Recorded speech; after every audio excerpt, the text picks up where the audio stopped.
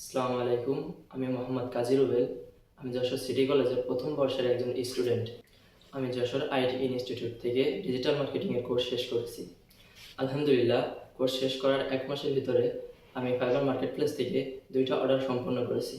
আমার সাফল্যের পিছনে আমাদের মেন্টর হাসনাত আবির ভাইয়ের অনেক অবদান।